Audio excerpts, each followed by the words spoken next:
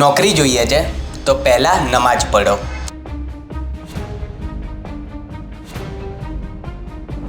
Salary hike કે promotion જોઈએ છે તો પહેલાં બીફ ખાઓ. રાતના અંધારામાં જ્યારે આખા શહેરો સૂઈ જતા હોય છે ત્યારે આ ચમકતી કાચની ઇમારતોમાં હજારો યુવાનો જાગતા હોય છે.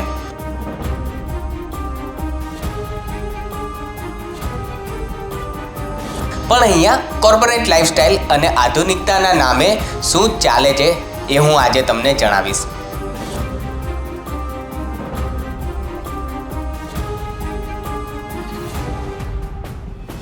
આજે હું તમારી સામે જે વાતો કરીશ તે માત્ર કોઈ સમાચાર નથી.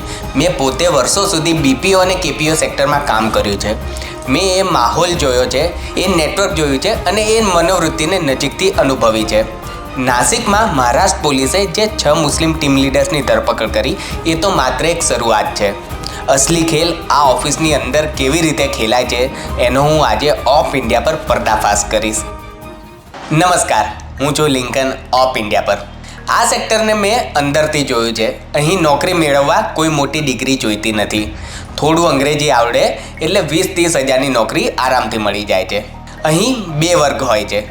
એક જેઓ ખૂબ ભણેલા નથી હોતા અને લાંબો સમય સુધી ટકી રહેવાના હોય છે, અને બીજો કોલેજ જતા હિન્દુ યુવક યુવતીઓ જે પોતાનો ખર્ચ કાઢવા રાત્રે નોકરી કરતા હોય છે.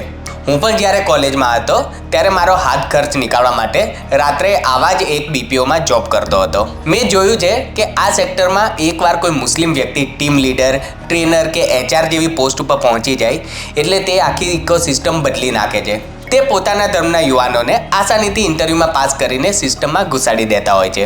હિન્દુ યુવાનો તો 2-3 વર્ષમાં આગળ ભણી ગણીને બીજી કોઈ ફિલ્ડમાં જતા રહેતા હોય છે, જે રીતે હું જર્નાલિઝમમાં આવ્યો. પણ આ લોકો વર્ષો સુધી એક જ જગ્યાએ ટકી રહે છે કેમ કે તેમને ભણવાનું હોતું નથી. પરિણામે ટ્રેનિંગથી લઈને મેનેજમેન્ટ સુધીના પદો પર તેમનો કબજો થઈ જાય છે, અને જ્યારે પાવર હાથમાં આવે ત્યારે તેમનો અસલી ટાર્ગેટ શરૂ થઈ જાય છે નવી આવેલી હિન્દુ છોકરીઓ. નાસિક TCSના તાજા કિસ્સામાં પોલીસે જે તપાસ કરી તેમાં સૌથી ભયાનક ખુલાસો એ થયો કે આ જિહાદીઓએ ઓફિસની અંદર એક સિક્રેટ મુસ્લિમ વોટ્સએપ ગ્રુપ બનાવ્યું હતું. આ ગ્રુપમાં ઓફિસની હિન્દુ છોકરીઓના ફોટા શેર થતા, ત્યાં ચર્ચાઓ થતી કે આજે કોનો વારો છે, કઈ છોકરી નબળી છે અને જલ્દી ટ્રેપમાં ફસાઈ જશે, કોને કઈ રીતે બ્લેકમેલ કરી શકાય.